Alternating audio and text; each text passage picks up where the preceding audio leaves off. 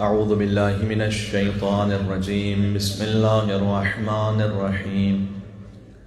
الحمد لله الذي لا يبلغ مدحته القائلون ولا يحصي نعماءه العادون ولا يؤدي حقه المجتهدون، الذي ليس لصفته حد محدود ولا نعت موجود ولا وقت ممدود ولا وقت معدود ولا أجل ممدود. فطر الخلائق بقدرته ونشر الرياح برحمته وودد بالصخور ميدان أرضه. والصلاة والسلام على أمير المؤمنين وقائد الغر المحجلين وإمام المتقين، عليه أفضل الصلاة والسلام. اللهم صل وسلم وزد وبارك على صاحب الدعوة النبوية والسولة الحيدرية والعصمة الفاطمية والحلم الحسنية والشجاعة الحسينية والعبادة السجادية والمآثر الباقرية والآثار الجعفرية والعلوم الكاظمية والحجج الرضوية والجود التقوية والنقاوة النقوية والهيبة العسكرية والغيبة الإلهية. اللهم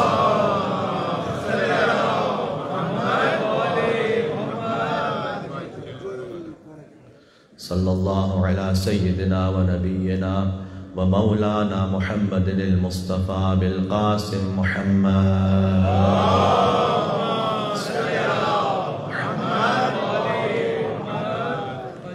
رحمة الله على محبيهم واللعنة الدائمة على أعدائهم أجمعين.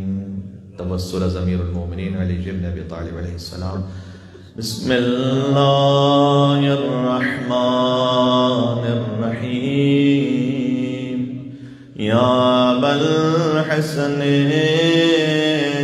يا أمير المؤمنين يا علي ابن أبي طالب يا حجة الله على خلقه يا سيدنا ومولانا، إنا توجهنا واستشفعنا وتوسلنا بك إلى الله وقدمناك بين يدي حاجاتنا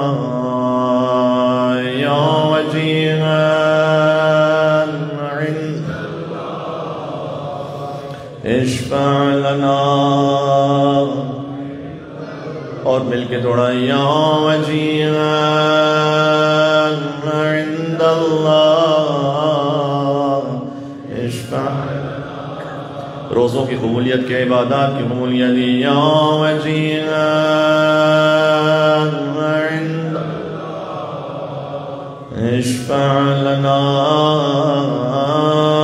عند اللہ. صلوات بر محمد وآل محمد.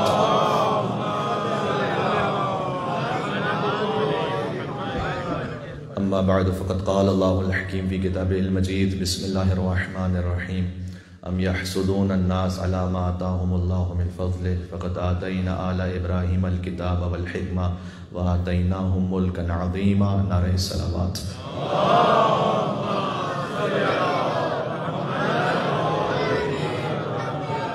مجلس شہادت ہے صاحب قبلتین وارث المشعرین ابو السیدین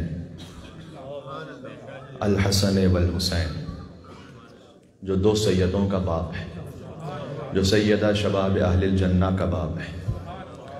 کیا فضیلت ہے علی بن ابی طالب کی کہ جنت کے سرداروں پر واجب ہے کہ علی کی اطاعت کریں. جن کی محبت سے لوگ جنت میں جائیں گے، حسن اور حسین علیہ السلام، ان سرداروں پر واجب ہے کہ علی کی اطاعت کریں. لہٰذا علی جنت سے ماورا ہے.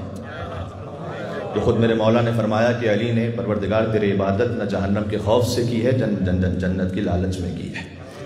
بل وجدتک اہلا للعبادہ فعبدتک. تجھے لائق عبادت سمجھا ہے، لہذا تیرے سامنے سر کو جھکایا ہے.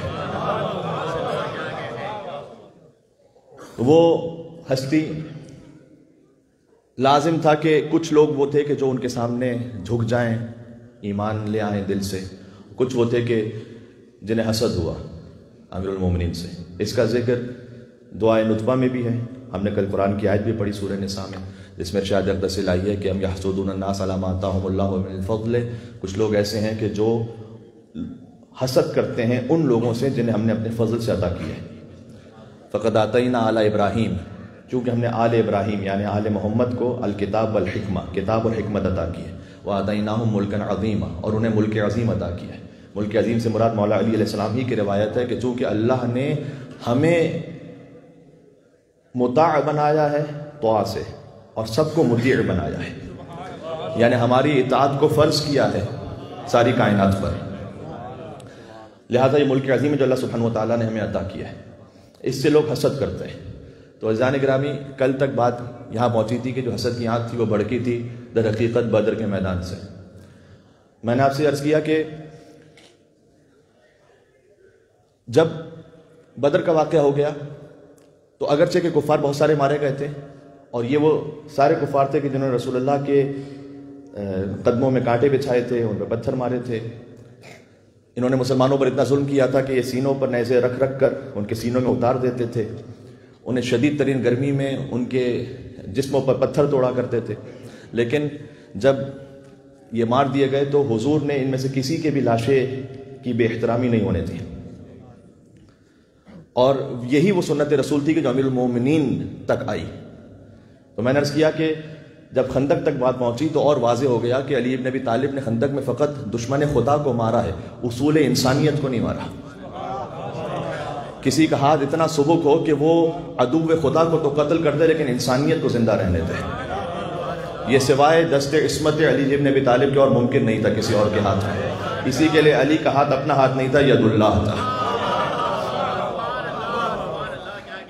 تو وہ علی بن ابی طالب جنہوں نے، چونکہ جب بدر میں شکست ہو گئی اور احد میں بھی مسلمانوں کو فتح ہو گئی، ہاں ٹھیک ہے کہ کافروں نے کچھ کامیابیاں تو حاصل کر لی تھی کچھ وقتی طور پر، وہ بھی مسلمانوں کی غلطیوں کی وجہ سے جس کی طرف کل اشارہ ہو گیا، لیکن وہ جب جا رہے تھے مکہ واپس تو یہ سوچتے ہوئے جا رہے تھے کہ ابھی محمد بھی زندہ ہیں، علی بھی زندہ ہیں، تو ہم نے جتنے بھی مسلمان مار دیے ابھی مسلمان بنانے والے زندہ ہیں، لہٰذا ہم نے جتنے مار دیے ہیں وہ چند دنوں میں اسے دگنے بنا لیں گے، تو ابھی ہمیں فتح عنایت نہیں ہوئی ہے، فتح حاصل نہیں ہوئی۔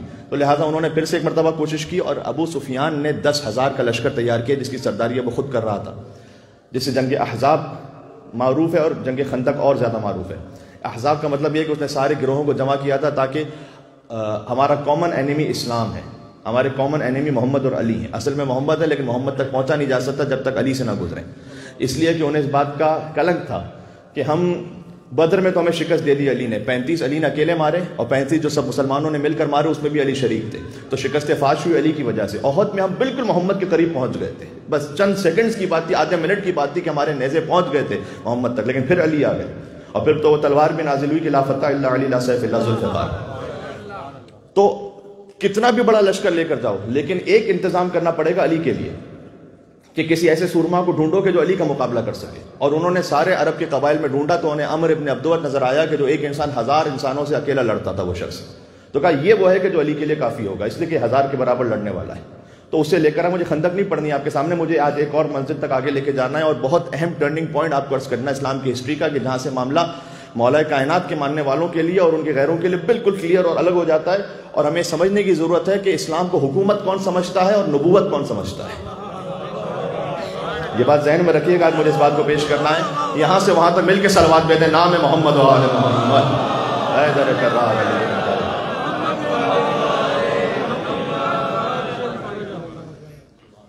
تو میں بالخصوص یوتھ میرے داہنے بانے تشریف فرما ہے، میں ان سے گزارش کروں گا کہ جو آپ نے ہو سکتا ہے مدرسوں میں کچھ ہسٹری پڑھی ہو اس کو اس طرح سے بھی تھوڑا سا انالیسس کیجیے گا اور دیکھیے گا۔ اب وہ خندق میں آئے ہیں، خندق میں انہوں نے خندق کو عبور بھی کیا عمر ابن عبدود نے، میں نے کہا مجھے جنگ نہیں پڑھنی، اچھا جتنے بھی کافر ہیں وہ سب ان کا حزب بنا ہوا ہے نا، احزاب اس لیے کہتے ہیں، یعنی ان کی آپس میں ایک دوسرے کے ساتھ ریفیلیشن ہے اور وہ گروہ بنا کر آئے ہیں، تو وہ جو سارے کافر ہیں ان کی خواہش کیا ہے کہ عمر ابن عبدود جیت جائے، اور جو واقعی سارے سچے مسلمان ہیں اور سچے مومن ہیں ان کی خواہش کیا ہے؟ تو علی تمام صاحبان ایمان کی خواہشوں کا خلاصہ بن کر چلے، لہٰذا حضور نے فرمایا تھا کہ آج کل ایمان جا رہا ہے.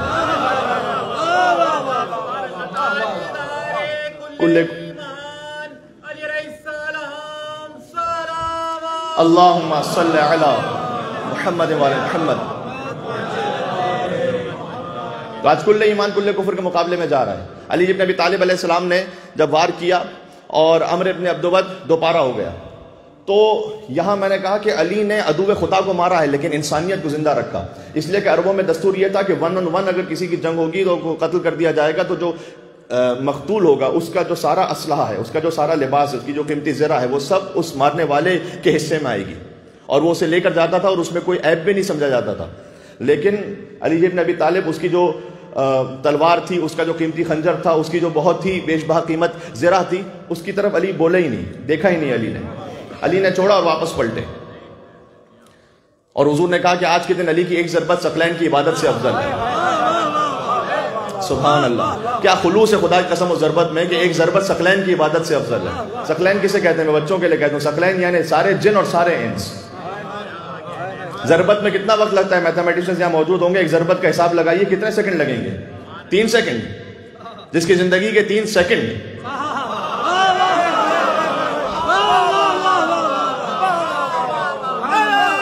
اللہ اکبر یا علی.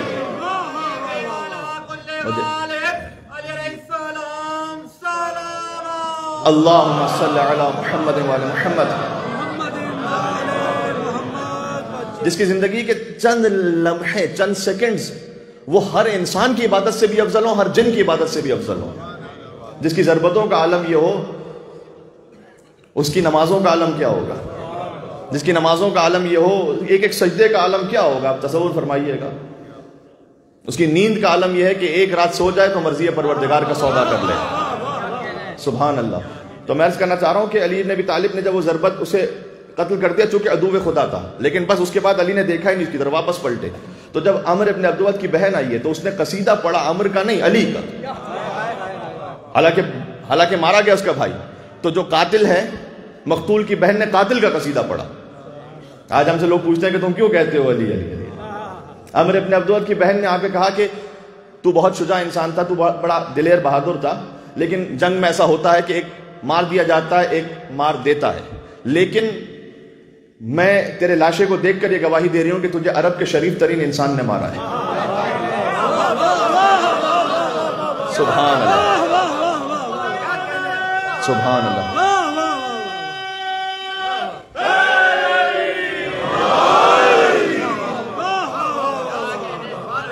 میں تیرے لاشے کو دیکھ کر گواہی دے رہی ہوں کہ تجھے عرب کے شریف ترین انسان نے مارا ہے. میں کہتا ہوں کہ یہاں امیر المومنین نے تو جو دشمن خدا تھا، عدو خدا تھا، اس کا بھی انسانیت کے اعتبار سے ایسا لحاظ کیا.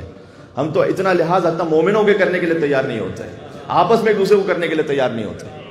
موضوع تو ایک بڑا تفصیلی موضوع ہے، اور شہادت کی شبوں میں کوئی تفصیل سے میں اس میں بہت چھیڑ بھی نہیں سکتا، لیکن میں عرض کروں حتی بڑا دکھ ہوتا ہے اس بات کو کہتے ہوئے کہ بہرحال جیسے جیسے سوسائٹی آگے بڑھ رہی ہے تو فقط کمیونٹی نہیں، ود ان کمیونٹی بھی، آؤٹ سائڈ کمیونٹی بھی، سب جگہ سیم سچویشن ہے.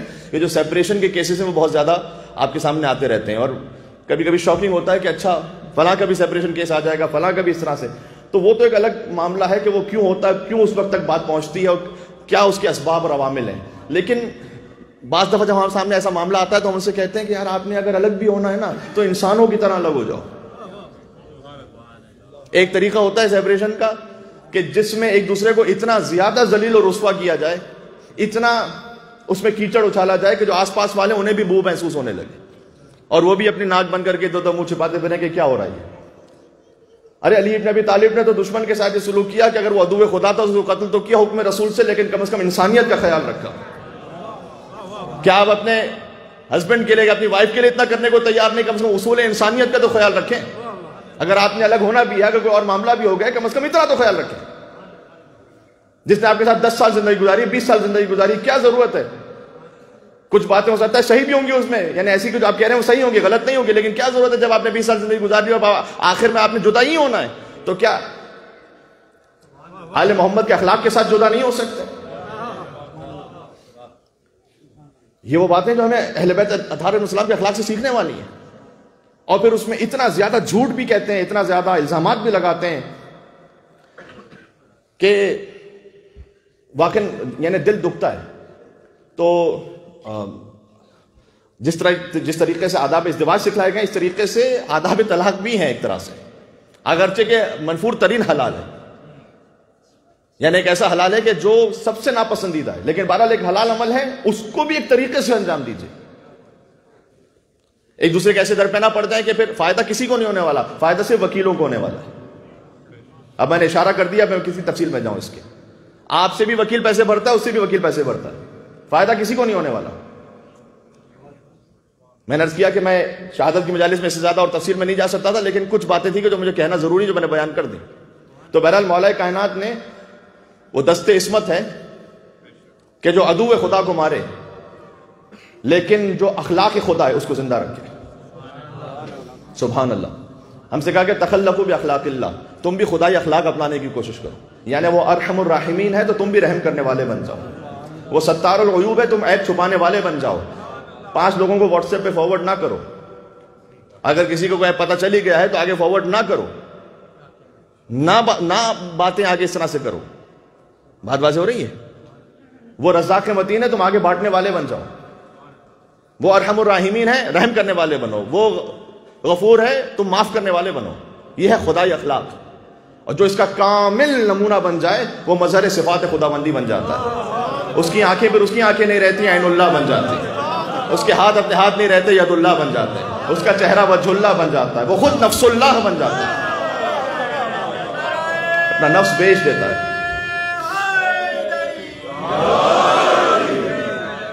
آگے جانا ہے مجھے، میرے ساتھ رہیے گا.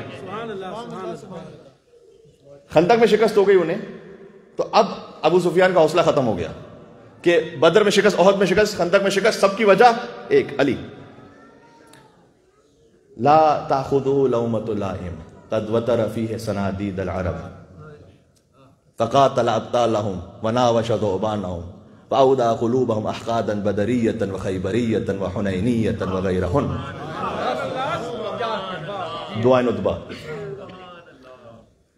یہ ایسا لطیف جملہ ہے جو مولا نے خود اپنے آپ کے لیے بھی کہا، اگرچہ کہ دعائے ندبہ میں مولا کو مخاطب کرتے ہوئے، لیکن نہج البلاغہ میں مولا نے خود اپنے آپ کے لیے بھی کہا لا اخذہ لومۃ لائم.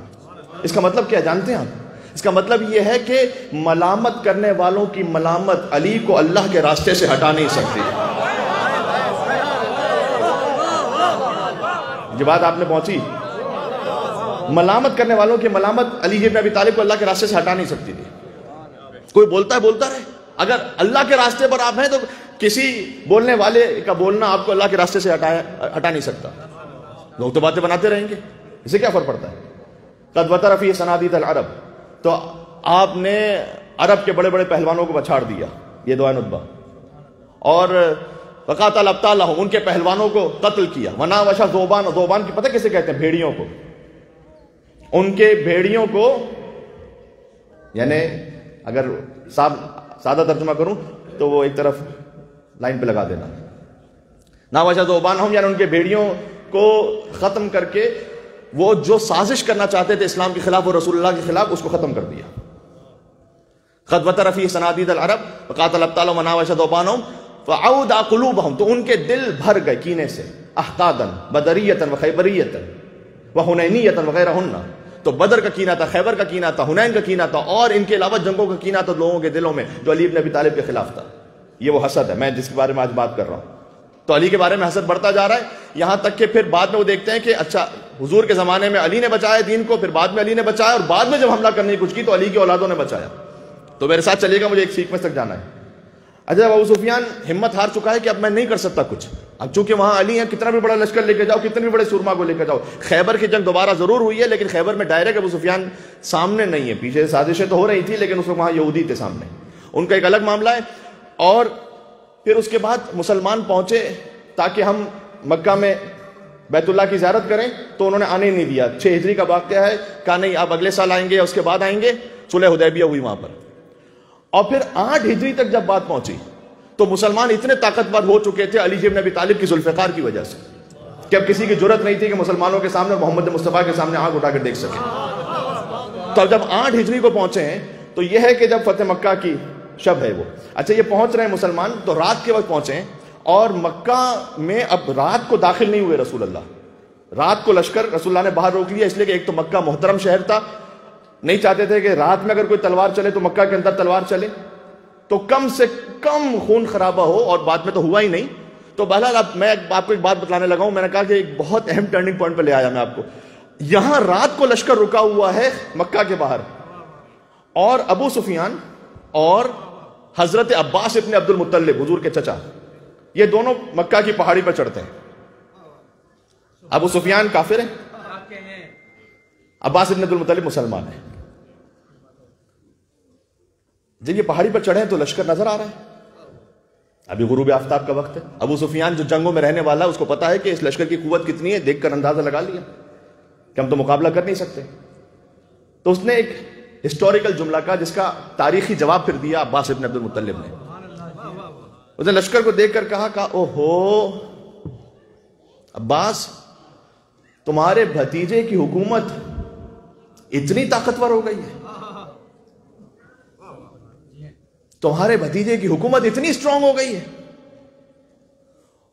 اس وقت عباس ابن عبد المطلب نے گویا کوہنی ماری، تقریباً جو کتابوں میں جس طرح کا مزاج لکھا ہوا ویسا ہے، اور کہا کہ ارے بدبخت، تجھے اب تک سمجھ میں نہ آیا، یہ حکومت نہیں ہے، یہ نبوت ہے مصطفیٰ کی۔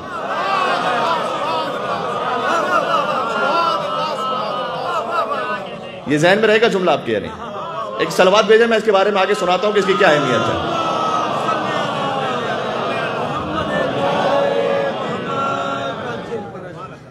یہ حکومت نہیں ہے، یہ نبوت ہے۔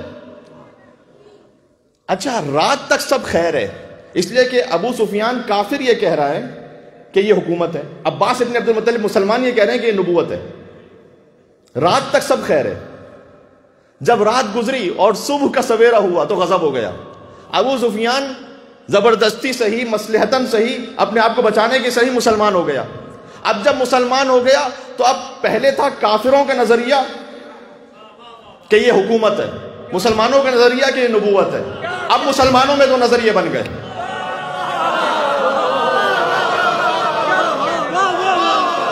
بات سمجھو،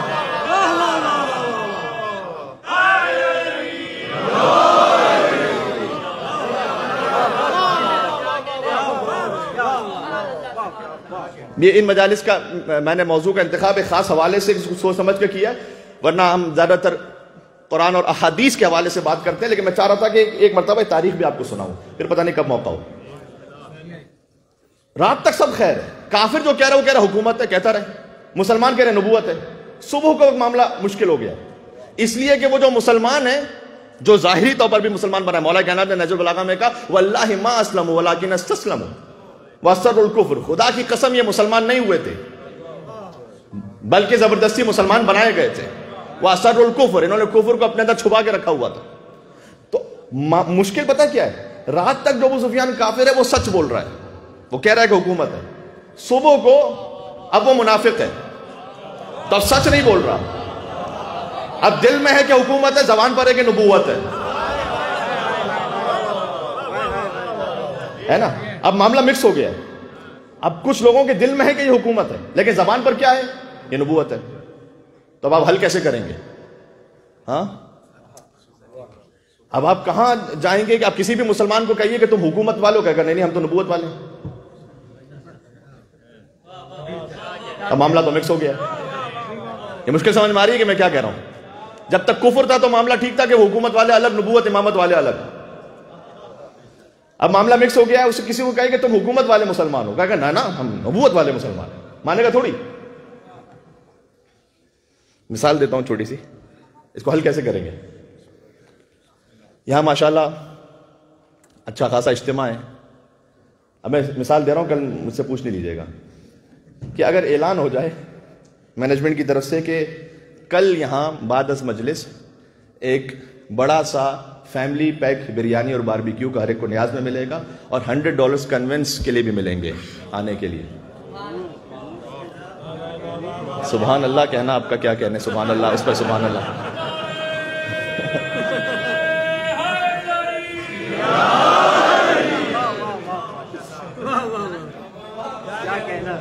اب تک وہ موقع جس میں مجلس میں سب سے زیادہ میں نے خوشی دیکھی آپ کے چہرے پر وہ یہ تھی، تو اب مولا مینجمنٹ کی توفیقات میں اضافہ فرمائے اور مولانا کو صحیح طریقے سے مثال دینے کی توفیق عطا فرمائے۔ اب جب یہ اعلان ہوا تو مثلا اگر لیڈیز جینٹس ملا کر کل 1200 1500 لوگ ہوتے تھے، اور کل 5000 آئے ہوئے۔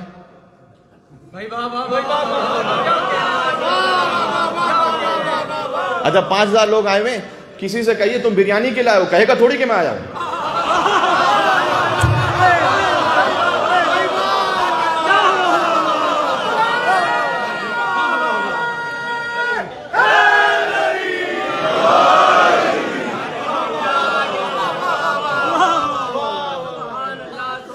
کیا مثال سمجھ میں آ رہی ہے؟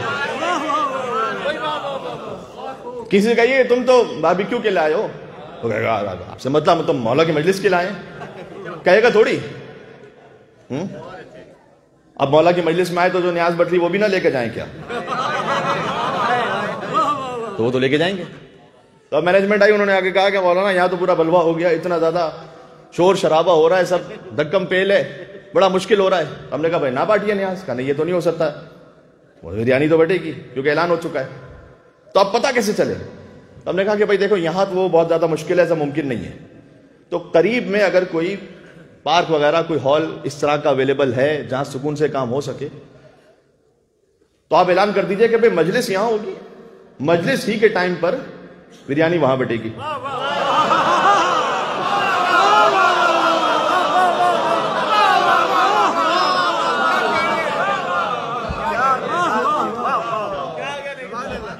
یا نعرہ حیدری کا حق تو بنتا ہے یہاں پر۔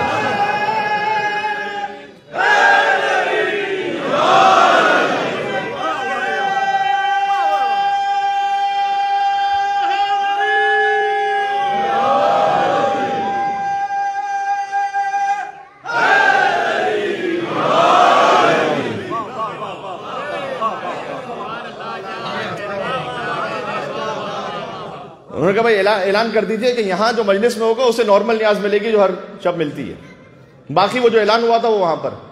تو اب جو ہے وہ مجمع جو ہے وہ چھٹ گیا، بہت آسان ہو گیا، کون کس کے لیے آیا تھا بڑا آسان ہو گیا، بس یہی کام، یہ حکومت اور نبوت مکس ہو گیا تھا معاملہ، اس کو حل کرنا بہت ضروری تھا۔ یزید کے دادا ابو سفیان نے کہا تھا یہ حکومت ہے، حسین کے نانا مصطفیٰ کے مطابق نبوت ہے، کربلا میں حسین نے الگ کر دیا۔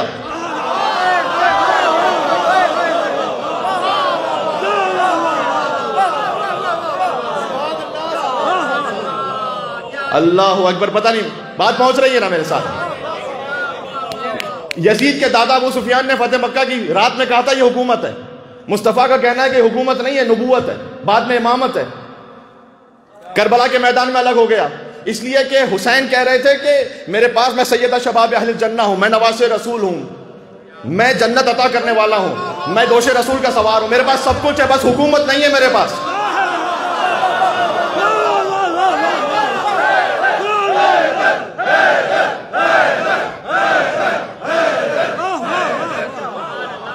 میرے پاس سب کچھ ہے، بس ظاہری حکومت نہیں ہے میرے پاس۔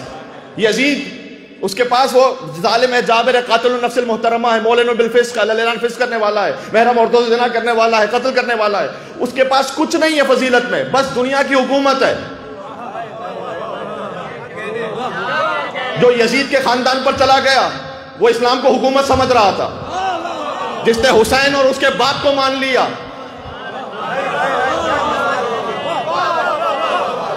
وہ اسلام کو نبوت سمجھ رہا تھا۔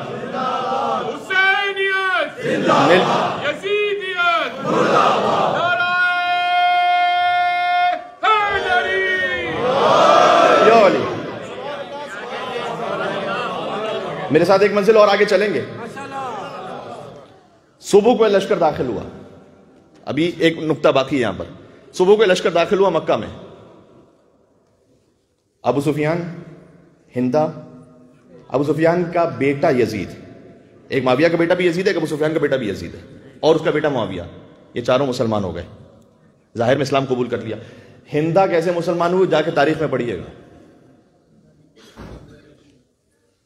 ایک تاریخی واقعہ اس طرح سے ملتا ہے کہ اپنے چہرے پر نقاب ڈال کر آئی، یہ سمجھانے کے اور بتلانے کے لیے، یہ ظاہر کرنے کے لیے جیسے محمد کو بتانا چلے کہ میں کون ہوں، جس کے وسیع کی ذوالفقار نسلوں پہ دیکھ لے گا۔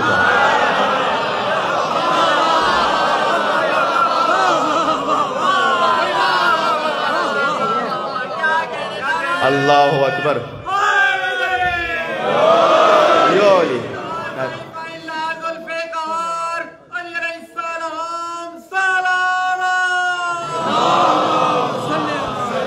اللہم صلی علی محمد و علی محمد۔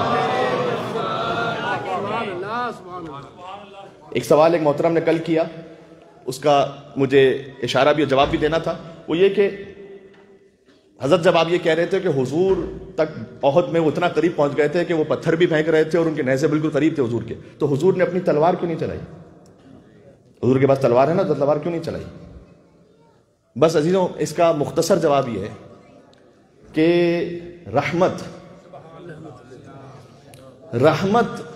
ہاتھ روک رہی ہے کہ وہ پتھر بھی پھینک رہے ہیں، تلوار نہ چلاؤ۔ رسالت پیر روک رہی ہے کہ میدان چھوڑ کے نہ جاؤ، لہذا حضور کھڑے بھی رہے، پتھر بھی کھاتے رہے۔ رحمت للعالمین کی رحمت اس بات کی اجازت نہیں دیتی کہ حضور تلوار چلائیں کسی پہ۔ یہ کردار ہے مصطفیٰ صلی اللہ علیہ وآلہ وسلم۔ لوگ ہم سے کہتے ہیں کہ تم علی کی بات کرتے ہو، بس علی کے بارے میں پڑھتے ہو، اللہم صلی علی محمد و علی محمد۔ ارے آپ میدان میں اتنا رکیے تو صحیح کہ ہم آپ کو محمد بھی دکھلائیں کہ کیا ہے۔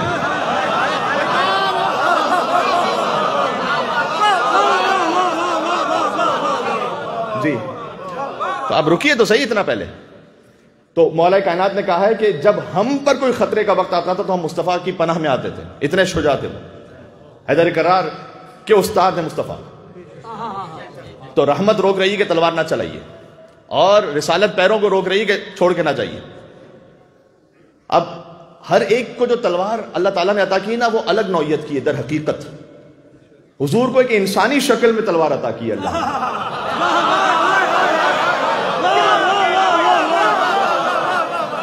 جو اب تک نہیں پہنچے، میں کہنا چاہتا ہوں کہ حیدر کی تلوار کا نام ہے ذوالفقار، اور مصطفیٰ کی تلوار کا نام ہے حیدر کرار۔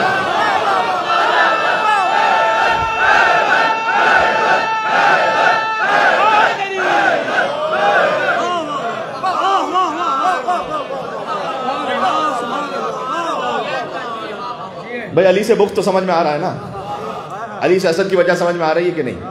بس موضوع یہی پہنچانا ہے۔ تو اب جب وہ ہند آئی ہے تو وہ پہلے نقاب کو رکھ کر آئی، اور جب سامنے کلمہ پڑھ لیا حضور کے تو نقاب اتار کر تمسخر کے ساتھ ہنسنے لگی۔ یہ تاریخ، بعض تاریخوں میں حضور نے مہدور الدم قرار دیا۔ خیر، ایک تاریخ یوں بھی کہتی ہے کہ جب وہ آئی ہے بظاہر اسلام قبول کرنے کے لیے، حضور نے کہا تم زنا نہیں کرو گی، چوری نہیں کرو گی۔ حضور کیوں کہہ رہے ہیں کسی کو؟ تم اپنی اولاد کو قتل نہیں کرو گی، یعنی بیٹیوں کو زندہ دفن نہیں کرو گی۔ تو سامنے سے اس نے پلٹ کر کہا کہ ہم نے تو اپنی اولادوں کو پالا تھا، تم نے بدر میں مار دیا۔ حضور نے کہا کہ میں نے نہیں مارا، یہ اللہ نے مارا تھا۔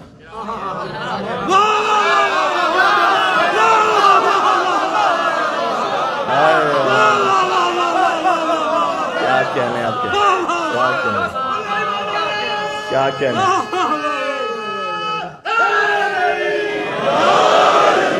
یہ میں نے نہیں مارا تھا، یہ اللہ نے قتل کیا تھا۔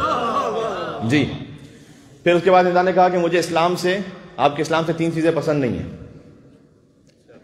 اچھا کوئی کہے کہ مولانا یہ کہاں سے پڑھے جا رہے ہیں، کیا کہہ رہے ہیں پتہ نہیں، یہ جا کے تاریخ مدینہ دمشق ابن عساکر کی کتاب دیکھ لیجیے گا، جلد نمبر 70 صفحہ نمبر 182۔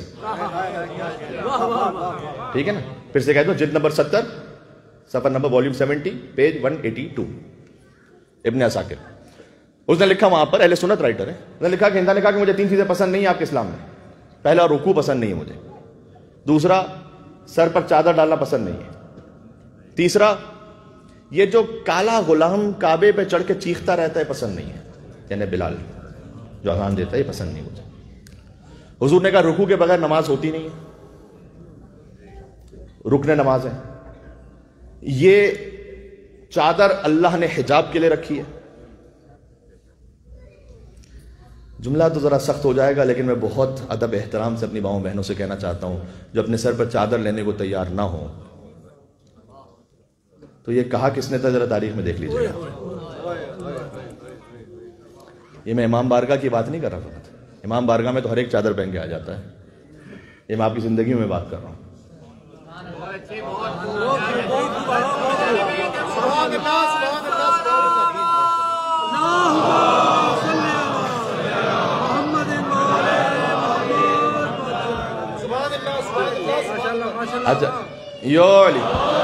اچھا جہاں تاریخ چلتے چلتے چلتے تھوڑا سا ایک اسپارک آپ جھٹکا دیجئے تو 2 سیکنڈ کے لیے لوگوں کو ہوتا ہے کہ مولانا نے کیا شروع کر دیا. لیکن بات یہ ہے کہ تو بات یہ ہے کہ ہندا نے کہا تھا کہ یہ مجھے آپ کے اسلام سے یہ چادر پسند نہیں. میں اتنا ضرور کہہ دوں، میں قطعاً کسی کو کسی سے ملانا نہیں چاہتا، یہ ہمارا طریقہ ہی نہیں کبھی، اور ہمارے اساتذہ نے بھی اس بات کو سختی سے منع کیا ہے. ایک مومنہ عورت ہو جو ایمان میں ولایت علی بن ابی طالب پر ہے، پھر خدا نہ خواستہ لاکھ گناہ گار بھی ہو، وہ ایسی ہزاروں ان عورتوں سے افضل ہے.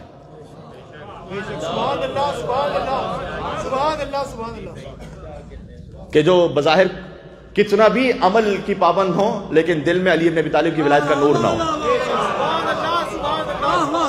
یہ بات بہت کلیئر ہے. آپ کو عقیدے اللہ سبحانہ وتعالیٰ نے ایک توفیق عطا کی ہے، لیکن میں چاہ رہا ہوں کہ اپنا عمل میچ بنی امیہ سے نہ کریں نا، اپنا عمل میچ بنی ہاشم سے کریں. آپ بنی ہاشم کے ماننے والے ہیں نا، ان کا آپ حجاب دیکھیں گے کیا تھا. صحیح. تو اور یہ کہا کہ مجھے کالے غلام کی یہ جو چیخ ہے خانہ کعبہ کے اوپر یہ پسند نہیں. حضور نے کہا کہ اللہ سبحانہ وتعالیٰ نے بلال کو پسند کیا ہے اور یہ اذان ہے جو اللہ کو پسند ہے. آپ جانتے ہیں کہ جب بلال کہتے تھے اشہدو اللہ الہ الا اللہ تو نہیں کہہ پاتے تھے، اشہدو اللہ الہ الا اللہ کہتے تھے.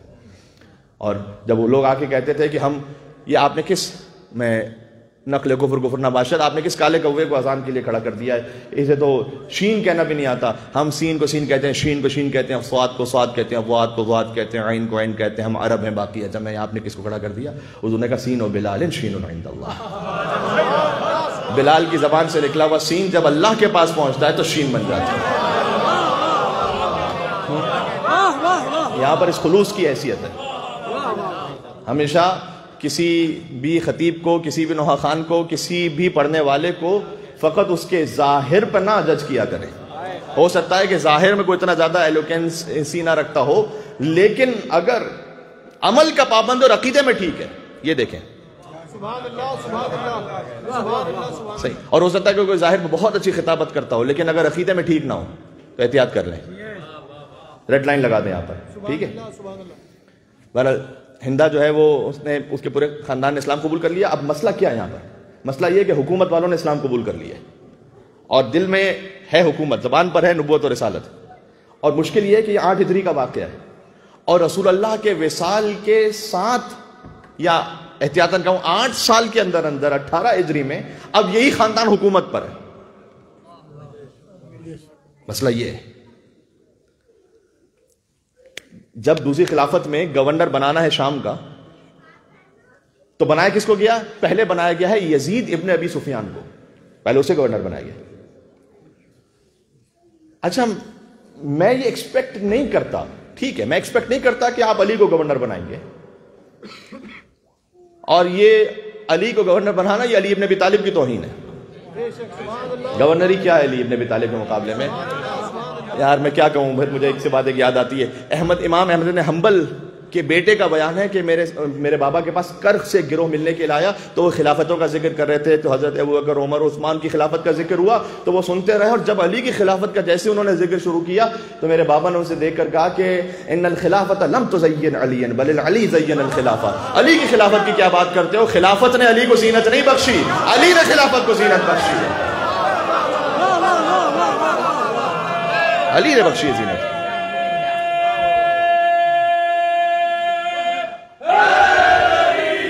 یا علی، میرے ساتھ چلیے گا آگے. تو علی نے خلافت کو یا علی.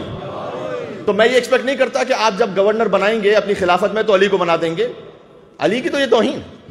اور میں یہ ایکسپیکٹ بھی نہیں کرتا کہ آپ ابو ذر و سلمان و مقداد کو بنائیں گے، اس لیے کہ ہم جانتے ہیں کہ جس کی گورنمنٹ ہوتی ہے اس میں اپوزیشن والے کو منسٹر تو نہیں بنایا جاتا یا گورنر تو نہیں بنایا جاتا, یہ تو کسی اور گروپ کے ہیں. لیکن مجھے یہ بات سمجھ میں نہیں آ رہی ہے کہ وہ خاندان کہ جو ابھی وصال رسول سے 2 سال پہلے ظاہری طور پر مسلمان ہوا ہے اور کہہ رہا ہے کہ یہ حکومت ہے جس نے اسلام کے 23 میں سے 21 سال ڈائریکٹ رسول اللہ سے جنگ کی ہے, جو لشکروں کے لشکر لے کر آیا ہے, کبھی 1000 کا لشکر, کبھی 3000 کا لشکر, کبھی 10,000 کا لشکر, جو مصطفیٰ کو قتل کرنے کے لیے اتنے قریب پہنچ گیا کہ علی نہ ہوتے تو ان کا کام ہو جائے. تو آپ کو ایسی کیا ضرورت پڑی کہ اسی خاندان میں تو آپ حضرت طلحہ کو بنا دیں, حضرت ابو عبیدہ جراح کو بنا دیں, حضرت زبیر کو بنا دیں, یہ آپ کے گروپ کے ہیں نا, آپ انہیں بنا دیجئے. اچھا اس کا معاملہ کیا ہے؟ چلیں آپ نے کسی سیاسی مصلحت کی وجہ سے بنا بھی دیا ہے, تو یزید ابن ابی سفیان 2 سال کے اندر وبا میں مر گیا, تو آپ کی جو پولیٹیکل مجبوری تھی وہ ہو گئی پوری کہ آپ نے کہا ہم نے آپ کو آنر بھی کر دیا, تو اب تو کسی اور کو بنا دیں, کسی قابل احترام جو آپ کے مطابق صدر اسلام کی کوئی شخصیت ہے. تاریخ یہ کہتی ہے کہ جب ہندا کے پاس ایک بڑی تاریخ اسلام کی بڑی شخصیت کنڈولنس کے لیے آئی یزید ابن ابی سفیان کے مرنے پر, تو ماں کہ اگر اولاد ماری جائے تو اس کی کیا کیفیت ہوتی ہے, لیکن یہاں کچھ اور معاملہ تھا. اس نے یہ کہا کہ کاش معاویہ مارا جاتا, یزید نہ مارا جاتا. یہ تو ویسے ہی فارغ گھوم رہا تھا, وہ گورنر تھا, کاش وہ زندہ رہتا, یہ مارا جاتا.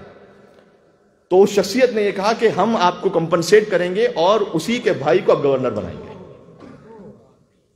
اب مشکل یہاں پر یہ ہے کہ صدر اسلام کا جو پورا دور ہے نا, جس کو خیر القرون کہتے ہیں, یہ بیسٹ سینچری اسلام کی, اس میں اصحاب ہیں, مسلمانوں کے مطابق اصحاب ہیں, اصحاب کے بعد تابعی ہیں, اصحاب وہ جنہوں نے رسول اللہ کو دیکھا, اب چاہے وہ 1 گھنٹے کے لیے دیکھا ہو, ان سے دین لے لیں گے. آپ 1 گھنٹے کے لیے بھی دیکھو, آپ ان سے دین لیں گے کیونکہ وہ صحابی ہیں. کاش جیسے پہنچانا چاہتا ہوں جملہ پہنچے. بعد از وفات رسول بغض علی میں یہ کام کیا گیا کہ سارے صحابیوں کو مجتہد بنا دیا گیا. بغض علی میں یہ کام ہوا کہ سارے صحابی مجتہد ہیں. ہم یہ نہیں کہتے کہ ہم اصحاب کو مانتے نہیں ہیں, ہم اصحاب کو مجتہد نہیں مانتے. صحیح. مجتہد کا مطلب کیا ہے؟ جو انہوں نے کیا وہ خطا اجتہادی ہو گئی. اب ہر چیز کو کور دے دیا گیا خطا اجتہادی کا. علی کے مقابلے پر ہے خطا اجتہادی, انہوں نے من تدوین حدیث کر دی خطا اجتہادی, اجتہادت غلطی ہو گئی ایک, تو انہوں نے کور دے دیا ایک. اب اس پہ ہمیں بہت بڑا اعتراض ہے کہ آپ ہم سے یہ ایکسپیکٹ کریں کہ ہم جو دین لیں, تو جو صحابہ کرام سے دین مل رہا ہے آپ ہمیں پابند بنائیں کہ ہم وہ دین لیں. کیوں دین لیں ہم وہ؟ دیکھیں میں وہی بریانی والی مثال کو آگے بڑھا دوں 1 منٹ کے لیے. میں نے 60 منٹس تقریر کی, ایک شخص میری تقریر میں 59 منٹس اور 50 سیکنڈ پر آیا اور 10 سیکنڈ بعد میں ممبر سے اتر گیا. تو جو سب سے آخر میں آیا تو وہی سب سے پہلے گھوما اور بریانی لے کے جانے لگا. یار مجھے خدا کی قسم اس کے بریانی لینے پہ کوئی اعتراض نہیں ہے, آپ اسے نیاز لے لیجئے, لیکن میری تقریر پر اسے کمنٹ نہ لیجئے.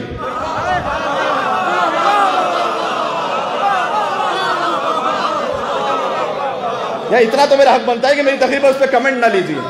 جو بالکل آخر میں 1 گھنٹے کے لیے بھی مصطفیٰ کے پاس آیا اسے صحابیت کے نیاز دے دیجئے, لیکن اسلام پر اسے کمنٹ تو نہ لیجئے.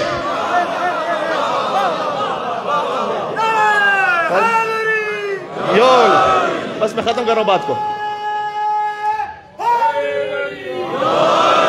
ختم کر دی میں نے بات. تو اب ہم دین یہاں سے نہیں لے سکتے. مشکل یہ ہوئی کہ صحابی, ان کے بعد صحابی جنہوں نے ان کو دیکھا, رسول اللہ کو تو نہیں دیکھا لیکن اصحاب کو دیکھا, وہ ہو گئے تابعی, اور جنہوں نے تابعی کو دیکھا کسی صحابی کو نہیں, وہ تبع تابعی. یہ 100 ایئرز کا زمانہ, یہ 100 ایئرز کی پوری بنی امیہ کی حکومت ہے. اب اس میں جو تفسیر لکھوائی جا رہی ہے وہ کون سی تفسیر ہے؟ اس میں جو تاریخ لکھوائی جا رہی ہے وہ کون سی تاریخ ہے؟ اس میں تو وہ تاریخ ہوگی کہ بدر میں مصطفیٰ محمد مصطفیٰ صلی اللہ علیہ وسلم نعوذ باللہ من ذالک وہ حملہ کرنا چاہتے تھے, ابو سفیان کے لشکر کو لوٹنا چاہتے تھے. مجھے بتائیے گا کہ شام میں جب گورنمنٹ بنی ہوگی ان کی, اور قرآن میں جنگ بدر کے بارے میں آیتیں ہیں, تو جب قرآن پڑھا جاتا ہوگا, تو جب معاویہ سے مثال کے طور پر حاکم شام سے پوچھا جاتا ہوگا کہ یہ کون تھا رسول اللہ کے مقابلے میں, تو وہ یہ فرماتے ہوں گے کہ میرے باپ ہی آئے تھے.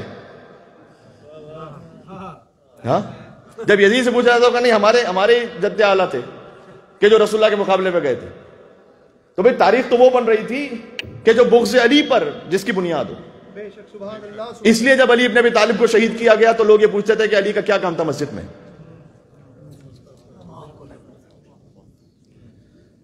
جب بچوں کو تقسیم کیے جاتے تھے گورنمنٹ کی طرف سے چھوٹے چھوٹے بکری کے بچے, اور پھر رات کے وقت ایسا ہوتا تھا کہ جب وہ کھیل رہے ہوتے تھے نا تو کوئی 2-4 لوگ آتے تھے, وہ بچے کو تھپڑ مار کے بکری کا بچہ لے کے چھین کے جاتے تھے.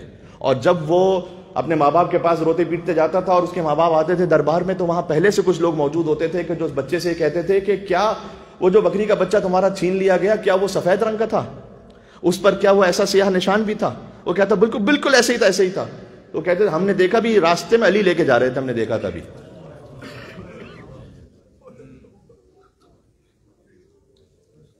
اب وہ بچہ کیا کہے گا, وہ بچہ کیا سمجھے گا؟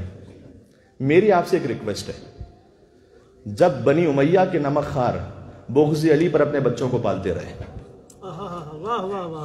آپ کو کیا کرنا چاہیے؟ آپ کو کیا کرنا چاہیے؟ آپ کو اپنے بچوں کو ولایت علی ابن ابی طالب پر پالنا چاہیے, حب علی پہ پالنا چاہیے.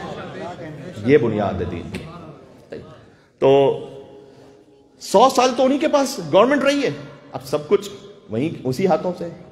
ہمارا معاملہ یہ ہے کہ ہم صحابہ کرام رضوان اللہ تعالیٰ علیہ مجمعین کا بعض تاریخی حوالوں سے, اور ظاہر ہے کہ ہمیں حکم دیا گیا ہے کہ ہمیں امن عامہ کا بھی خیال کرنا ہے. ہم احتراماً بہت سی باتیں نہیں کہتے, لیکن ہم سے آپ یہ مجبور نہ کریں کہ ہم دین بھی انہی سے لیں.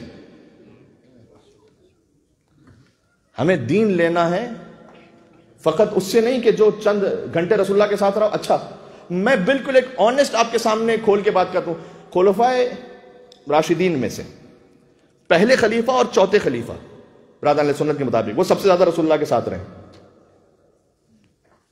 یہ بات ہوئی کہ بھائی پہلے کون مسلمان ہوا, کون اسلام لے کر آیا, تو وہ جھگڑے غصہ حل کیا گیا کہ وہ بوڑھوں میں وہ لے کر آئے, بچوں میں یہ لے کر آئے, چلو معاملہ یوں حل کیا گیا, لیکن شروع سے ساتھ ساتھ ہے. تو ان دونوں کی سب سے زیادہ حدیثیں ہونی چاہیے رسول اللہ کے ساتھ یا نہیں؟ تو ہونی چاہیے. تو ان سے تو چند 100 کے علاوہ ملتی نہیں. اور وہ جو 2.5 سال حضرت ابو ہریرہ رہے رسول اللہ کے ساتھ, ان سے 7,000 کے قریب حدیثیں ہیں. تو یا تو یہ اتنے زیادہ قابل تھے کہ جو 2 خلیفہ اسٹینڈرڈ کے لوگ تھے ان سے بھی زیادہ یہ قابل تھے,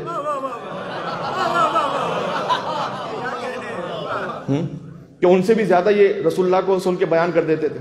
یہ کیا ہو رہا ہے تاریخ اسلام میں؟ اور پھر جب میں نے کہا نا, بس میں نے بات پہنچا دی, اس حسد اور بغض کا نتیجہ شام میں اس طرح سے نکلا کہ حدیث مینوفیکچرنگ کمپنی انلمیٹڈ جو حاکم شام کے زمانے میں قائم ہوئی, وہاں تک بات پہنچی کہ وَمِنَ النَّاسِ مَن يَشْرِي نَفْسَهُ ابْتِغَاءَ مَرْضَاتِ اللَّهِ وَاللَّهُ رَءُوفٌ بِالْعِبَادِ, کہ انسانوں میں سے ایک ایسا ہے کہ جو اپنے نفس کو بیچ دیتا ہے, بستر سالر پر سو جاتا ہے. تاریخ میں جا کے دیکھیے گا, بعض مفسرین نے یہ قول نقل کیا کہ آیت ابن ملجم کی شان میں نازل ہوئی ہے.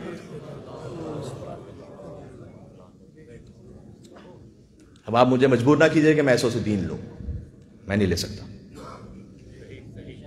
میں دین اس سے لوں گا جس کے لیے رسول اللہ نے سند دی ہے. علی مع الحق والحق معه, اللہم ادر الحق حیثما دار. میں دین لوں گا اس سے کہ جیسے قرآن نے امام مبین کا ہے, قرآن نے جیسے امام مبین کا, میں دین اس سے لوں گا. اِنَّا نَحْنُ نُحْيِي الْمَوْتَ وَنَكْتُبُ مَا قَدَّمُوا وَآثَارَهُمْ وَكُلَّ شَيْءٍ أَحْصَيْنَاهُ فِي, آیت تو سب کو یاد تھی, آپ نے ہلکا پڑھا اسے. امام مبین کون ہے امام مبین؟ اچھا اس آیت کا ذرا غور کیجئے گا, میں منزل مصائب پہ جا رہا ہوں کہ ہم یقیناً ہم ہی مردوں کو زندہ کرتے ہیں. وَنَكْتُبُ مَا قَدَّمُوا وَآثَارَهُمْ, تمہارے اعمال کو بھی لکھتے ہیں جو تم بھیجتے ہو, اور اس کے آثار کو بھی لکھتے ہیں. یہ بہت بڑی بات ہے. دیکھیں آپ کے اور میرے عمل کا عمل تو ہمیں پورا وہ بھی یاد نہیں ہوگا کہ ہم نے کون کون سے اعمال کیے ہیں, اس کا اثر تو کسی کو بھی نہیں پتا. میں جہاں تقریر کر رہا ہوں نا, اب ہم نے تو گفتگو کر لی, اب ہو سکتا ہے کہ آپ میں سے کسی کو کسی حوالے سے کوئی اصلاح ہو گئی انشاءاللہ, اس نے اس پر عمل کیا. ابھی میں نے طلاق وغیرہ کے حوالے سے بات کی تھی, ہو سکتا ہے کسی کی زندگی بچ گئی, خاندانی زندگی اس کی انٹیکٹ ہو گئی, اس وجہ سے اس کے بچوں کی تربیت ٹھیک ہو گئی, بچے ماں باپ کے ساتھ رہے, اس وجہ سے ان کی جنریشنز میں ایمان چلتا گیا. یہ سارے میری مجلس کے آثار ہیں جو نہیں پتا مجھے. اس طرح برے آثار بھی ہو سکتے. کسی نے ایک بری ویڈیو انٹرنیٹ پہ ڈالی ہے, انسٹا پہ, یوٹیوب پہ, اب اللہ جانے اس کی وجہ سے کون گناہ کی طرف چلا گیا، اور بعض گناہ ایسے ہوتے ہیں کہ جو خاندانوں کو توڑ دیتے ہیں. کون اس حد تک آگے چلا گیا کہ اس کا فیملی بریک اپ ہو گیا، کون نشے کی طرف چلا گیا، کون ڈرگس کی طرف چلا گیا. تو ایک گندی بری ویڈیو ڈالنے کا اثر یہ ہے کہ اس کے آثار بھی ہو سکتا ہے جنریشن تک چلتے رہیں. ہمیں سے کسی کو نہیں پتا کہ کس کا کیا اثر ہو رہا ہے. اچھے کام کریں گے انشاءاللہ اچھی نیت سے، اچھے آثار ہیں اس کے، اور اس کا ثواب ملتا رہے گا. اللہ تعالیٰ نے قرآن میں کہا فقط تمہارے اعمال نہیں لکھتے، وہ آثار ہوں، اس کے آثار کو بھی لکھتے ہیں. ہو سکتا ہے ایک عمل کے تھاؤزنڈز آف ریئیکشنز ہوں، سب لکھتے ہیں ہم. پھر آگے کا وَكُلَّ شَيْءٍ أَحْصَيْنَاهُ فِي إِمَامٍ مُبِينٍ. لیکن یہ سارے اعمال اور یہ سارے آثار ہم امام مبین میں جمع کرتے ہیں. امام مبین جانتا ہے، مجھے امام مبین سے دین لینے دو. بات واضح ہو رہی ہے؟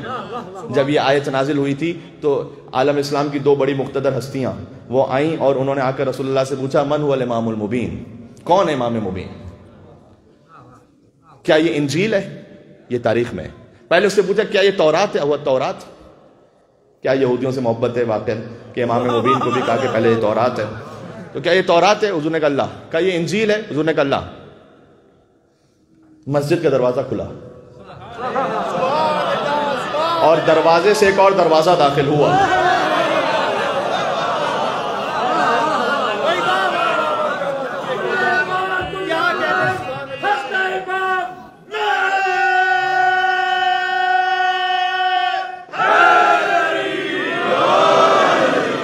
بات ختم ہو گئی عزیزوں. مسجد کے دروازے سے علم کا دروازہ داخل ہوا. حضور نے اشارہ کر کے کہا ھذا ھو الامام المبین. یہ وہ امام مبین ہے کہ اللہ نے ہر شے کا احساس اس میں کیا ہوا ہے. سبحان اللہ، کیا کہنا. یہ جو حضور نے اشارہ کیا نا، اس سے میں بالکل ایک اور نتیجہ بھی عکس کر دوں. یہ تو سب جانتے ہیں کہ بھائی علی امام مبین ہے. دیکھیں اللہ تعالیٰ کو جو رب ہوتا ہے نا، اس سے اشارہ نہیں کیا جا سکتا کہ وہ یہاں پر ہے. امام نے کہا ان اللہ عین العین. اللہ وہ ہے کہ جو اس کہاں کا خلق کرنے والا ہے، ڈائریکشن کا. اللہ اس ڈائریکشن سے ماورا ہے.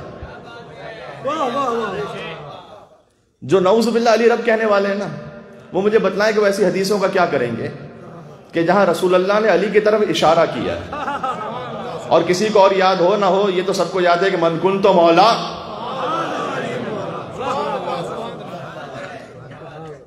یہ بالکل ایک الگ سی بات تھی جو میں نے کہا بات آ جائے. اللہ کی طرف اشارہ نہیں ہوتا، رب کی طرف اشارہ نہیں ہوتا. علی رب نہیں ہے، علی رب کا بندہ خاص ہے. سبحان اللہ. بات واضح ہو گئی عزیزوں؟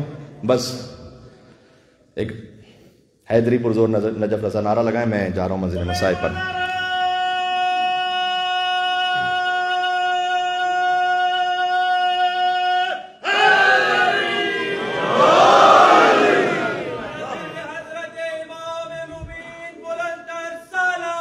مل کے صلوات.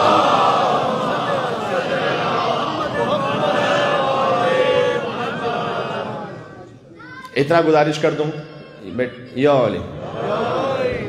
علی رب تو نہیں ہے لیکن رب تک پہنچنے کا واحد راستہ علی ہے. یہ بات ذہن میں رہے گی.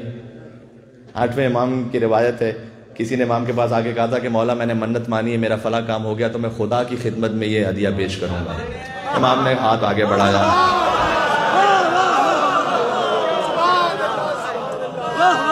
یہ ید اللہ ہے.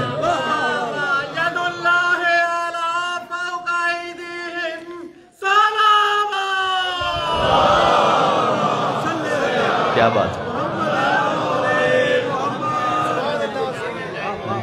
بات واضح ہو گیا. یہ بچوں کے نعروں کی تعداد بڑی بڑھ گئی ہے. یہ خوشائن بھی ہے اور آہستہ آہستہ جب وہ آتے رہیں گے مجلس میں تو سیکھتے بھی رہیں گے کہ کس موقع پر کون سا نعرہ اور کب لگانا ہے انشاءاللہ سے. تو بچوں کا منع اس لیے نہیں کرتے ہیں کہ بچوں کی حوصلہ افزائی ہوتی ہے اور پتہ نہیں کون سا کس کا نعرہ حیدری کام آ جائے ہم سب کے لیے قبر میں. جو یہاں یا علی بولے گا وہی قبر میں یا علی بولے گا، ہے نا. تو انشاءاللہ بس عزیزوں، علی وہ معجزہ ہے کہ جس کی کوئی مثال نہیں ہے. کل کی گفتگو یہاں سے شروع کروں گا شب 21 سے، اور میں چاہ رہا ہوں کہ میں آپ کو لے کر آؤں بنی امیہ کے دور تک، اور میں آپ کو جمل صفین تک بھی لے جاؤں کل اگر ہو سکا تو. علی وہ نسخہ ہے کہ جس کی کوئی کاپی نہیں ہے. کل کی بات یہاں سے شروع ہوئی تھی اور آج بات یہاں رک رہی ہے. ایک کنیز مولا کائنات کے گھر میں تھی، اس سے پوچھا گیا کہ رجب، شعبان اور رمضان 3 عبادت کے مہینے ہیں، یہ بتلاؤ علی کس میں سب سے زیادہ عبادت کرتے تھے؟ تو اس نے کہا کہ تم رجب، شعبان اور رمضان کی بات کرتے ہو، میری تو زندگی گزر گئی، میں نے علی کے رمضان اور شوال میں فرق محسوس نہیں کیا. معصوم عبادت گزار علی، اس کے ماننے والوں کو کیسا ہونا چاہیے، سوچنے کی بات ہے. اور پھر اس نے کہا کہ میں اگر مختصر بتلاؤں تو یہ کہ جو ساری زندگی میری علی کے گھر میں گزری، تو میں نے دن میں کبھی علی کے لیے کھانا نہیں لگایا اور رات میں کبھی علی کے لیے بستر نہیں اٹھایا. نہیں، کیا کہنا. تو عزیزوں، آج علی کا سر زخمی ہے اور علی کی بیٹیاں علی کے سر کو دیکھ کر رو رہی ہیں. اللہ تعالیٰ نے آپ کو اولاد عطا کی ہے. اگر باپ کسی تکلیف یا زحمت میں آ جائے تو بالخصوص بیٹیاں بڑی حساس ہوتی ہیں. میں کہوں گا کہ اے بی بی، آپ عادت کر لیجئے گا، اس لیے کہ آپ کو حسین کا سر 900 میل تک نوکے نیزہ پر دیکھ رہا ہے، جس سر پر کبھی کوئی پتھر پھینک رہا تھا، کبھی یا اللہ. یہ بی بی زینب سلام اللہ علیہا کے مصائب ہیں کہ علی کا سر زخمی حالت میں دیکھا. مجھے یہ کہہ لینے دیجئے، آپ منزل مصائب پر ہیں، کہ رمضان کی ابتدا میں جو 40-41 ہجری کا رمضان تھا، اس کی ابتدا میں مولا کے پاس ابن ملجم آیا تھا ملنے کے لیے. اللہ تعالیٰ ہمارے ایمان کو سلامت رکھے. دیکھیں شروع میں انسان کیا ہوتا ہے، آخر میں کہاں پہنچ جاتا ہے. تو یہ رزق حرام کی وجہ سے ہوتا ہے کہ اگر حرام رزق ہے نا شکم میں، تو پتہ نہیں ہوتا کہ آخر میں انسان مولا علی کی ولایت پر رہے گا یا نہیں رہے گا. خیال کرے. ابھی میں آپ کو ابن ملجم کی بات سناتا ہوں. ابن ملجم نے مولا علی سے آ کے ملاقات کی تھی، تو مولا نے اس سے کہا کہ کیا تجھے یاد ہے کہ جب تیری یہودی دایا تجھے پالتی تھی، خود اس میں ایک جملہ موجود ہے کہ اپنے بچوں کو آپ چائلڈ کیئر میں کس کے حوالے کر رہے ہیں، ذرا سوچئے گا. اس لیے کہ مولا نے اس سے کہا تیری یہودی دایا جب تجھے پالتی تھی. تو پالنے والی کے اثرات ہوتے ہیں، فقط ماں کے اثرات نہیں ہوتے. آپ اپنے بچوں کو کس ٹیچر کے حوالے کر رہے ہیں، کس چائلڈ کیئر میں بھیج رہے ہیں، کہاں کس کے پاس پڑھنے کے لیے بھیج رہے ہیں، کس گیدرنگ میں بھیج رہے ہیں، یہ بہت زیادہ اہم ہے. بہت اہم نکتہ ہے جو خیال کیجیے گا، اور بچوں کی تربیت میں بہت زیادہ اس کا اثر ہے. تو مولا نے کہا تیری یہودی پالنے والی جب تجھے پالا کرتی تھی، تو جب تو روتا تھا تو تجھے منہ پر مار مار کر چپ کرواتے ہوئے یہ کہتی تھی کہ تو وہ ہے جو ناقہ صالح کی اونٹنی کو کاٹنے والا ہے، اس کے پیروں کو کاٹنے والا ہے. اچھا، جب ناقہ صالح کا حوالہ آ جائے نا اہل بیت کے مصائب میں، تو یہ سخت ترین منزل ہوتی ہے.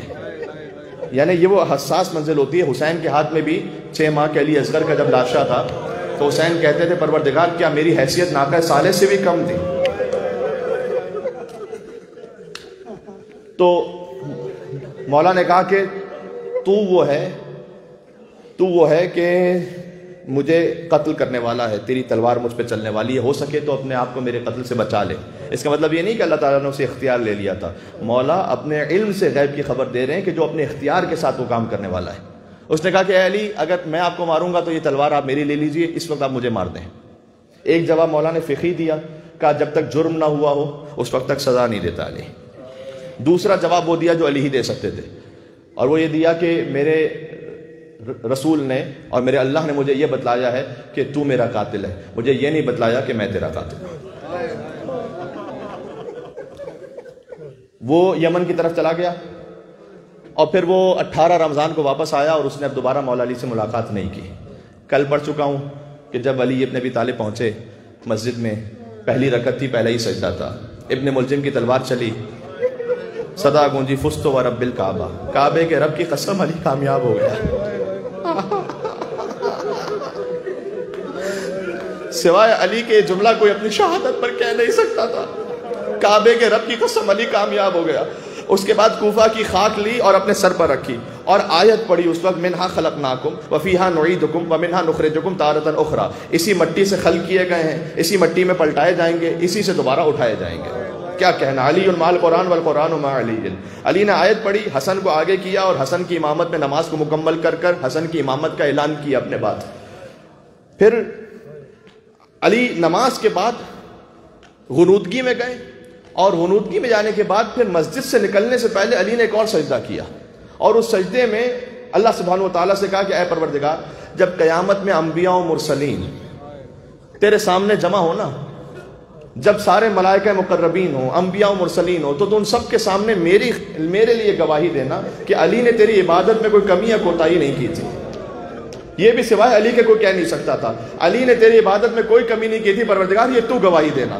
اس کے بعد گلیم کو منگوایا کہ ایک موٹی چادر، مولا اس وقت ظاہری کیفیت یہ تھی کہ پیروں سے چل نہیں پا رہے تھے۔ اچھا، یہ گلیم میں اہل بیت کے لاشوں کا جانا، یہ کربلا تک سنت جاری رہی پھر، اس لیے کہ جب عباس کا لاشا سید سجاد اٹھانے کے لیے پہنچ گئے تو مقتل میں ہے کہ ایک طرف سے لاشا اٹھاتے تھے تو دوسری طرف سے گرتا تھا، پھر دوسری طرف سے اٹھاتے تھے تو سر عباس گرتا تھا، اس لیے کہ علی کے اس بیٹے پر اتنی تلواریں پڑی تھی کہ عباس کا جسم ٹکڑے ٹکڑے ہو گیا تھا۔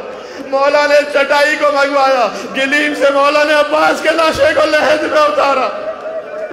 آپ رو رہے ہیں تو میں ایک جملہ اور کہہ دوں، سجاد لحد میں اتر کر کہتے تھے چچا خدا نے جو امتحان آپ سے نہ لیا وہ آپ کا بھتیجا سجاد دے رہا ہے۔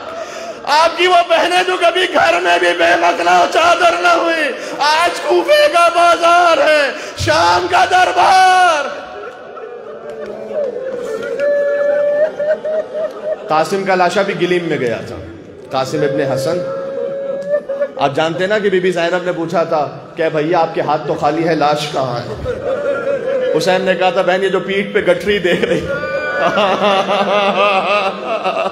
کہاں ہے مولا علی پر رونے والے، علی کی اولادوں پر بھی روتے جاؤ، علی کی اولادیں کٹتی گئی، کوئی پامال ہوا، کسی کے گلے پر تیر لگا، کسی کے کلیجے میں برچھی اتر گئی، اور علی کی بیٹیوں کا تو نہ ہی پوچھو، کبھی پتھر مارے گئے راہ کوفہ اور شام میں، کبھی گرم پانی پھینکا گیا۔ عزیزوں میں نے خود پڑھا ہے، اگر نہ پڑھتا تو نہ پڑھتا، اگر میں نے کتاب میں نہ پڑھا ہوتا تو نہ کہتا۔ شام کے جب شہر میں قافلہ داخل ہوا تھا نا تو یہودیوں کے محلے میں بی بی زینب کو لے کر گئے تھے اور اعلان کرتے جاتے تھے اس کے باپ نے تمہیں خیبر میں مارا تھا، آؤ بدلہ لینے کے لیے۔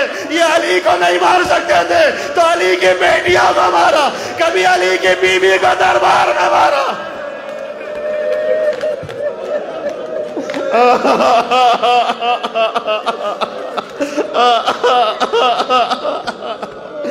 عزیزوں کلیجہ کٹ گیا، عزیزوں یہ علی کو جنگ میں نہیں مار سکتے تھے، لہذا سجدے میں پشت سے علی کو مارا۔ اور پھر گلیم میں مولا علی علیہ السلام ابھی مسجد سے باہر آئے تو صبح کو آسمان کو دیکھا اور کہا صبح کے آسمان تو بھی گواہ رہنا، تو نے کبھی علی کے اٹھنے کا انتظار نہیں کیا، علی نے تیرے طلوع ہونے کا انتظار کیا، سبحان اللہ۔ پھر کہا کہ واللیل اذا عسعس والصبح اذا تنفس، رات کی قسم جب وہ چلی جائے، پھر قرآن کی آیت پڑھی، اور صبح کی قسم جب اس کی روشنی چھا جائے، اپنی زندگی کو رات سے تشبیہ دی، اپنی شہادت کو دن سے تشبیہ دی۔ اور پھر آگے بڑھتے بڑھتے اپنے اصحاب سے کہا کہ مجھے اتار دو اب، اس لیے کہ جب میں گھر سے چلا تھا نا تو پیدل چلا تھا، اب میری بیٹیاں جب مجھے چادر میں دیکھیں گی تو وہ ضبط نہیں کر پائیں گی، تو میں بمشکل صحیح لیکن میں چلتے چلتے جاؤں گا۔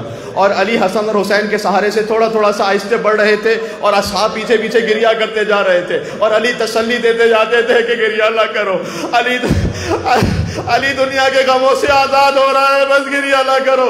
بس علی جو سب کو روک رہے تھے، جب مولا کی نگاہ بی بی زینب پر پڑی، چیخ مار کر علی نے گریا کیا اور کہا اے کوفے والو، 20 سال بعد یہ تمہارے شہر میں آئیں گی، میری بیٹیوں کا خیال رکھنا، جب یہ چادر مانگے تو بیٹیوں کا چادر۔ جزاک اللہ۔ غم علی میں رونا ہے، خدا کسی غم میں نہ رونا ہے سوائے غم علی و حسین کے۔ اللہ جانے پھر کون اگلے برس زندہ رہے گا، آپ کی حاجات پوری ہو، وہ علی تو مشکل کشائے کائنات ہے۔ آج علی کا سر زخمی ہے، خون جاری ہے۔ علی سے اصحاب ملنے کے لیے آئے، علی سے اصحاب ملنے کے لیے آئے۔ حجر بن عدی نے ملاقات کی، آج میں اصحاب کا پڑھ رہا ہوں، کل اہل بیت کی وصیتیں پڑھوں گا۔ حجر بن عدی ملاقات کے لیے آئے تو مولا نے حجر سے کہا کہ تمہاری کیا کیفیت ہوگی اس وقت جب میرے بعد تم سے کہا جائے گا کہ علی سے بیزاری کا اعلان کرو؟ کہا مولا میں مرتے مر جاؤں گا لیکن آپ سے برات کا اعلان نہیں کروں گا۔ کیا کریم علی ہے۔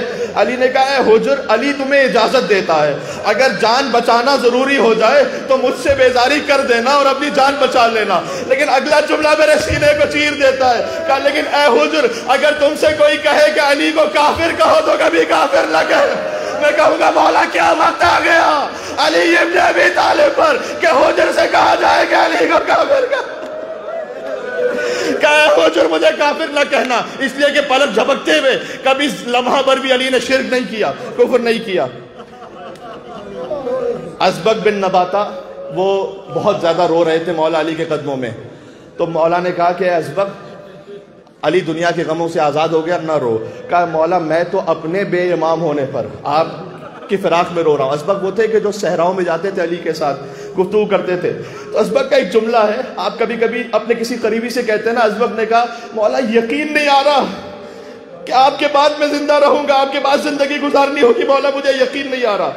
اچھا اصحاب مل کر جب باہر آئے تو امام حسن علیہ السلام کچھ دیر کے لیے گھر میں تھے. جب باہر نکلے نا تو دیکھا ازبق بن نباتہ گھر کے باہر ہی دروازے میں بیٹھے ہوئے ہیں. کہ ازبق تم گئے نہیں؟ کہ مولا ایک بار مجھے اور اپنے بابا علی سے ملا دیں. اب ذرا سننا، ازبق پھر گئے اور اپنے آپ کو علی کے قدموں پر گرا کر کہا مولا مجھے اپنے ساتھ لے لیجئے، مولا میں آپ کے بغیر زندہ نہیں رہ پاؤں گا. ازبق نے مرثیہ پڑھا جب باہر نکلے. کہا ہے علی پر رونے والوں تمہاری بھی تو یہی کیفیت ہونی چاہیے نا. سب مل کر کہو اے علی میں دنیا میں تو آپ کے بعد آیا ہوں لیکن میں قیامت میں آپ کے بغیر زندہ نہیں رہ پاؤں. شب جمعہ بھی ہے، شب زیارت امام حسین ہے. فقط واحد و معصوم علی ہیں کہ جب آپ ان کی زیارت کیجئے تو زیارت کے دوران مستحب ہے کہ علی کی زیارت روک کر پھر حسین کی زیارت کے لیے چہرہ آپ کربلا کی طرف کریں اور حسین کی زیارت. فقط علی وہ ہیں کہ جن کی زیارت کے دوران حسین کی زیارت مستحب ہے. کیا کہنا، یہ علی و حسین کا عجب تعلق ہے.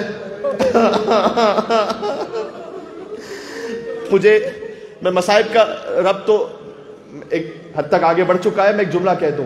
ایک ترک تھا، شب جمعہ نا اس لیے میں کہہ رہا ہوں تاکہ آپ اور گریا کریں گے انشاءاللہ. ایک ترک تھا جو بہت غریب تھا اور بڑی غربت میں بہت مشکل سے اس نے پیسے جمع کیے حسین کی زیارت پر جانے کے لیے. کاروان والوں نے اسے کئی مرتبہ دھوکہ دیا کہ کہیں چھوڑ کے چلا گیا، بائی روڈ سفر ہوتا تھا، ادھر ادھر نہیں جا سکا. یہاں تک کہ ایک مرتبہ بڑی مشکل سے بڑی زحمتوں کا سفر کر کے حسین کی زری کے سامنے جب پہنچا تو اس نے ترک زبان میں کچھ کہا تو سارے جو اس کے ترک قبیلے والے سب رونے لگے. تو ایک اور عالم تھے، انہوں نے پوچھا کہ یہ کیا کہہ رہا ہے؟ تو کہتا ہے کہ اس نے یہ کہا ہے کہ حسین کے سامنے پہنچ کر اس نے کہا مولا میں بڑا ادھر ادھر گھومتا رہا، لوگوں نے بڑے دھوکے دیے، لیکن میں ڈھونڈ کر کسی نہ کسی طرح آپ کے پاس زری پر پہنچ چکا ہوں.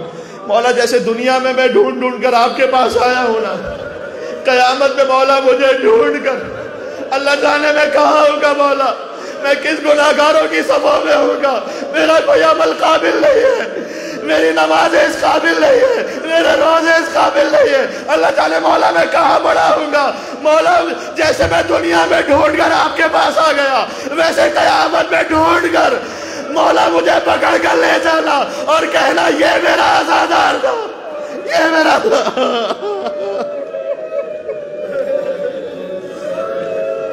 ازبق بن نباتہ جب گھر سے باہر نکلے تو پھر اصحاب نے پوچھا، آخری صحابی نا ازبق جنہوں نے مولا علی سے ملاقات کی، کہا علی کی کیفیت کیا ہے؟ کہا علی کا چہرہ زرد ہے اور علی کے چہرے پر ایک زرد پٹی بندھی ہے، لیکن میں پہچان نہ سکا کہ پٹی زیادہ زرد ہے یا چہرہ زیادہ زرد ہے.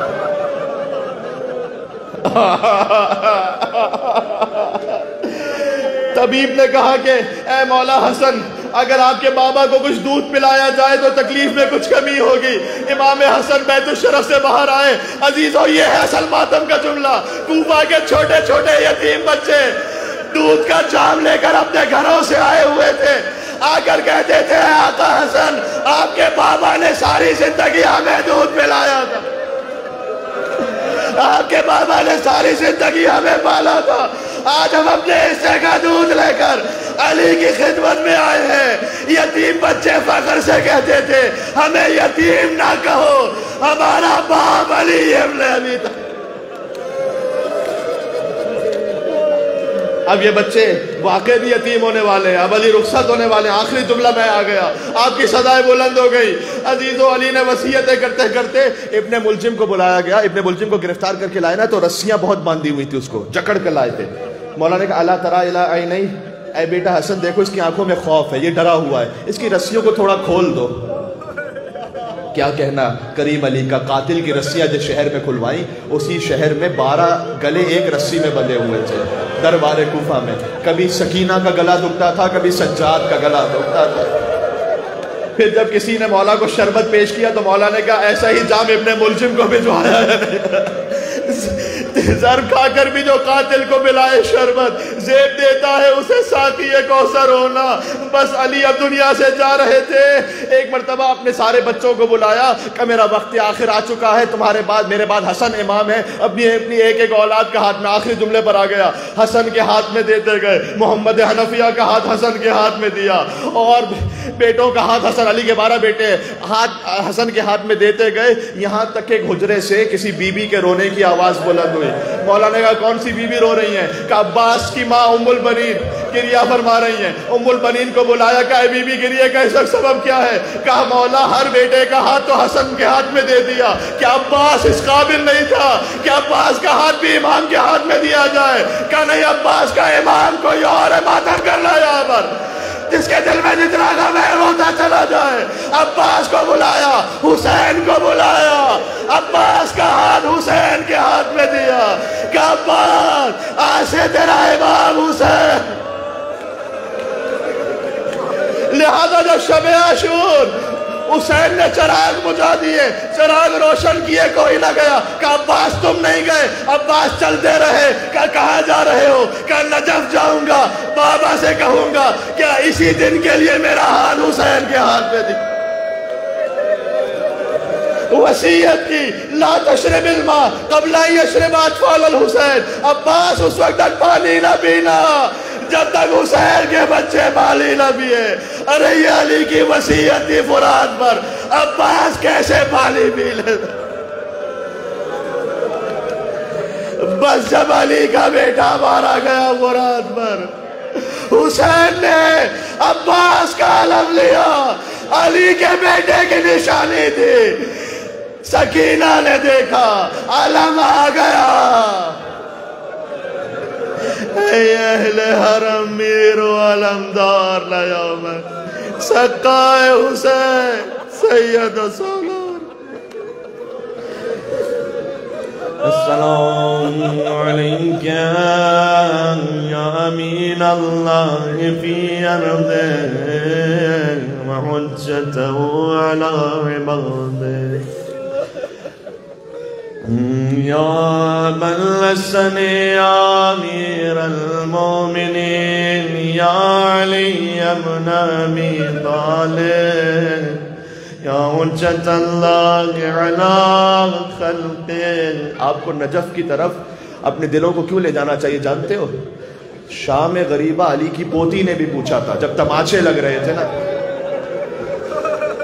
تو حمید ابن مسلم نے آگ بجھانا چاہی آگے بڑھ کر، کیا نصیب ہے علی کی بیٹیوں کا، تو بچی پیچھے ہٹ گئی، یہ میری ماؤں بہنوں کے لئے سبحان اللہ کیا درس ہے، کہا میں آل محمد سے تعلق رکھتی ہوں، کوئی نامحرم میرے جسم کو ہاتھ نہیں لگا سکتا۔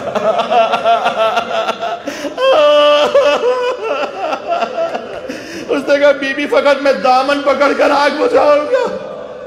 جب آگ بجھا لی تو سکینہ نے کہا تو کچھ رحم دل، اب تک جو آیا تماچے مارنے والا آیا، کوڑے لگانے والا آیا، ایک مہربانی مجھ تک کر دے یا علی کہہ کے رونا۔ کہا بی بی کیا کہو؟ کہ نجف کا پتہ مجھے بتا سکتا ہے۔ کبھی بھی نجف جا کر کیا کرو گی؟ کہ تجھے نہیں معلوم نجف میں میرا دادا کائنات کا مشکل کشا علی مرتضیٰ رہتا ہے، نجف جا کے کہوں گی دادا آپ بھی کہیے مولا ہر ایک کی مشکل کشائی کرتے، مولا آپ کا یہ فقیر آیا ہے۔ یا سیدنا و مولانا انا توجہنا واستشفعنا وتوسلنا بک الی اللہ وقدمناک بین یدی حاجاتنا یا وجیہا عند اللہ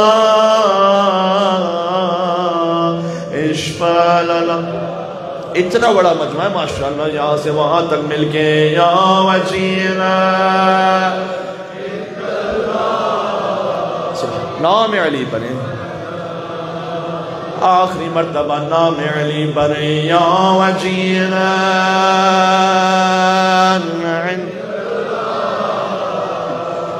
اشفع لنا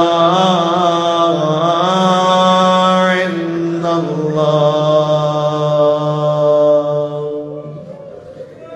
یا علی یا حسین.